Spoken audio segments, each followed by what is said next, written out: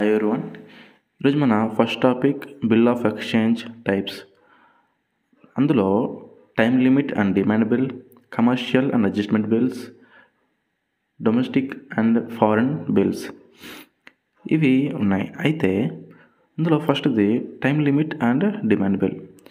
Time limit bill అంటే ఏంటి అంటే ఒక బిల్లు ఏదైనా ఒక కండిషన్ మీద అంటే పర్టికులర్ టైం పీరియడ్లో మేము కడతాము అనేసి ఒక డ్యూ డేట్కి ఆ బిల్ అనేది రాస్తారు. అందుకని అది టైం లిమిట్ బిల్ అవుతుంది. ఎందుకంటే అది డ్యూ డేట్లో అది ఎక్స్పైర్ అవుతుంది. అంతేకాకుండా ఆ బిల్కి డ్రాయి ఒక యాక్సెప్టెన్సీ ఉండాలి. తర్వాత ఒకవేళ ఆ డ్యూ డేట్లో అది కట్టకపోతే డ్రాయర్ గ్రేస్ డేస్ అని 3 days ఎక్స్ట్రా ఇస్తాడు. తర్వాత డిమాండ్ బిల్ అంటే ఏంటి అంటే డ్రాయర్కి ఒకవేళ అమౌంట్ అనేది వెంటనే కావాలి, ఇమీడియట్గా కావాలి. అయితే దీనికి యాక్సెప్టెన్సీ ఇది అవసరం లేదు. డ్రాయర్ ఆర్డర్ వేయగానే ఇమీడియట్గా డ్రాయ్ అనేవాడు ఆ బిల్ అనేది క్లియర్ చేయాల్సి ఉంటుంది. దీనికి మళ్ళీ గ్రేస్ డేస్ అనేవి ఉండవు.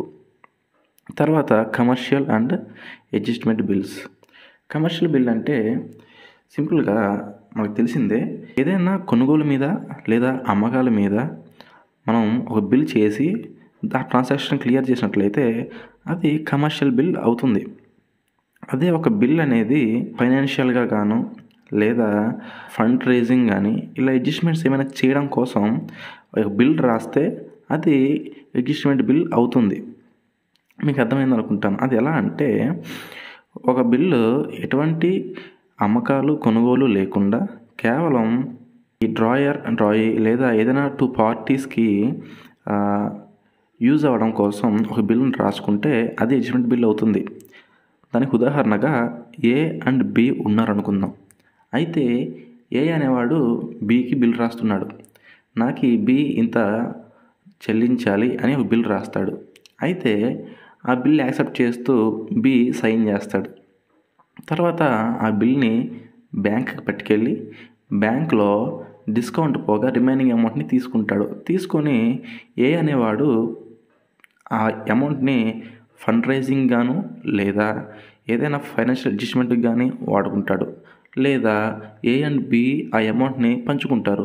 తర్వాత డ్యూ డేట్లో ఆ అమౌంట్ అనేది బ్యాంక్ దగ్గర క్లియర్ చేసేసుకుంటారు. అది అడ్జస్ట్మెంట్ బిల్ అంటే అవసరం కోసం రాసుకునే బిల్ అడ్జస్ట్మెంట్ బిల్. తర్వాత domestic and foreign bills. Domestic bill అంటే సింపుల్గా ఏదైనా 2 parties డ్రాయర్ కానీ ఇద్దరు ఒకటే కంట్రీకి చెంది ఆ కంట్రీలోనే ట్రాన్సాక్షన్ జరుగుంటే అది డొమెస్టిక్ బిల్ అవుతుంది. అదే ఇద్దరిలో ఒక వ్యక్తి అమెరికాలో ఉన్నా అంటే ఏదైనా ఫారిన్లో ఉన్నా ఆ బిల్ అనేది డొమెస్టిక్ బిల్లే అవుతుంది. అది ఎలా అంటే ఇప్పుడు డ్రాయి అనేవాడు ఫారిన్లో ఉన్నాడు. అక్కడి నుంచే ఆ బిల్ని యాక్సెప్ట్ చేస్తాడు. కానీ వాడు డొమెస్టిక్ కంట్రీకి చెందినవాడు. అంటే ఫర్ ఎగ్జాంపుల్ వాడు ఇండియాకి చెందినవాడు. అయితే అది ట్రాన్సాక్షన్ అనేది ఇండియాలో జరుగుతుంది కాబట్టి అది డొమెస్టిక్ బిల్ అవుతుంది.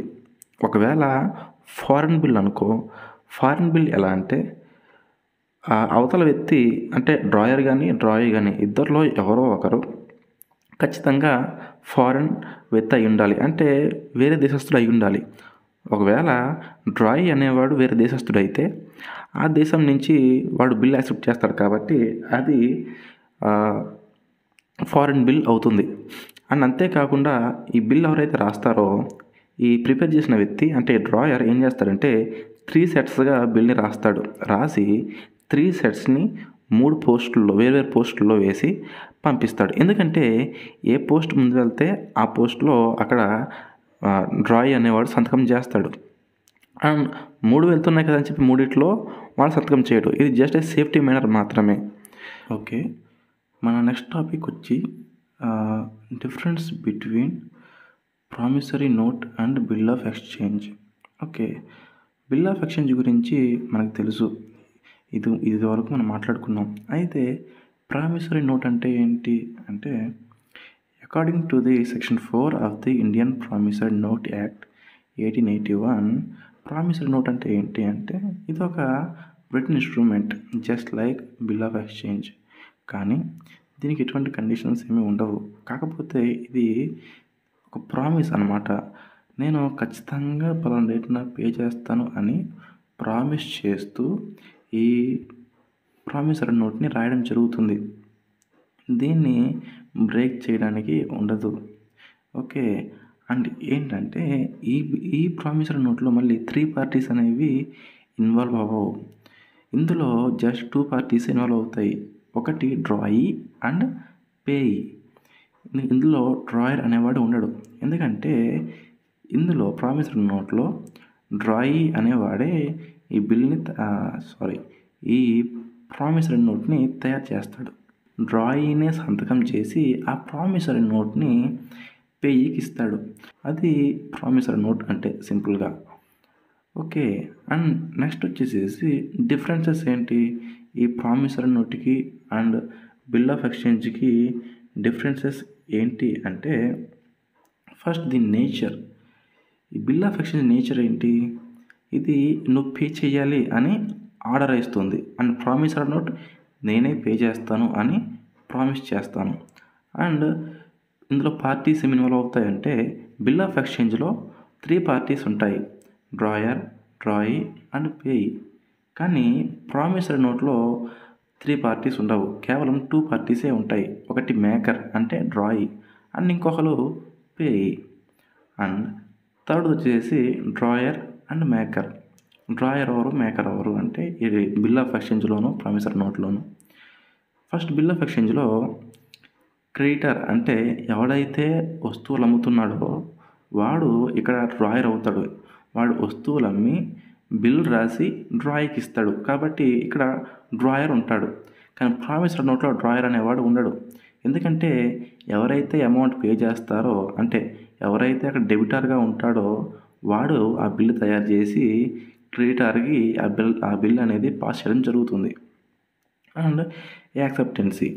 ఇక్కడ యాక్సెప్టెన్సీ అంటే ఇక్కడ బిల్ ఆఫ్ ఎక్స్చేంజ్‌లో ఖచ్చితంగా డ్రాయీ అనేవాడు యాక్సెప్ట్ చేస్తూ సైన్ చేయాలి. నేను అమౌంట్ పే చేస్తాను అని. కానీ ఈ ప్రామిసరీ నోట్‌లో యాక్సెప్టెన్సీ అనేది ఉండదు. ఎందుకంటే వాడే డైరెక్ట్‌గా ప్రామిసరీ నోట్ రాసి ఇస్తాడు కాబట్టి. అది ప్రామిస్ కాబట్టి యాక్సెప్టెన్సీ యొక్క నీడ్ అనేది అక్కడ ఉండదు. తర్వాత లయబిలిటీ. లయబిలిటీ అంటే ఒక రెస్పాన్సిబిలిటీ. ఇక్కడ బిల్ ఆఫ్ ఎక్స్చేంజ్‌లో డ్రాయర్‌కి రెస్పాన్సిబిలిటీ అనేది పెద్ద ఏమి ఉండదు. అది సెకండరీ. ఎందుకంటే అది ఒక ప్రూఫ్ లాంటిది.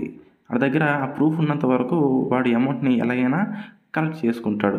ఒకవేళ ఎప్పుడైనా ఈ డ్రాయీ అనేవాడు అమౌంట్ పే చేయకపోతే అప్పుడు దాన్ని కన్సిడర్ చేసి ఎలా అమౌంట్ కలెక్ట్ చేసుకొని ఆలోచిస్తాడు.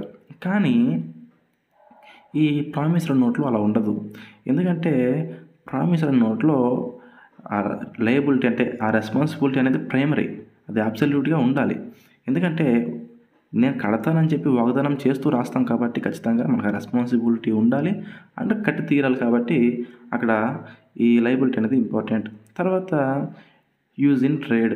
ఇది ట్రేడ్‌లో తరచుగా ఎలా యూజ్ చేస్తారు అంటే కామన్‌గా వస్తువులు ఎప్పుడూ కొంటూ ఉంటాం కాబట్టి ఆ కొనే పద్ధతిలో ఎక్కువగా ఉపయోగించేది బిల్ ఆఫ్ ఎక్స్చేంజే. ఈ ప్రామిసరీ నోట్ అనేది చాలా తరచుగా కానీ ఎప్పుడో కానీ మనం యూజ్ చేయం. ఎక్కువగా యూజ్ చేసేది బిల్ ఆఫ్ ఎక్స్చేంజే. అండ్ బిల్ ఆఫ్ ఎక్స్చేంజ్‌లో కేవలం 3 పార్టీస్ ఉంటే 3 కన్నా ఎక్కువ పార్టీస్ కూడా ఇన్వాల్వ్ అవుతాయి. అండ్ ప్రామిసరీ నోట్‌లో కేవలం 2 పార్టీస్ మాత్రమే ఉండడం జరుగుతుంది. అండ్ ఏంటంటే ప్రామిసరీ నోట్‌లో ఎక్కడ యూజ్ చేస్తారంటే లోన్స్ తీసుకున్నప్పుడు ఎక్కువగా యూజ్ చేయడం జరుగుతుంది. మీకు అర్థమైంది అనుకుంటాను. అండ్ నెక్స్ట్ టాపిక్ మనం తర్వాత మాట్లాడుకుందాం. Thank you for the watching. If you're interested in more commerce concepts, please comment below and like, share and subscribe. Thank you.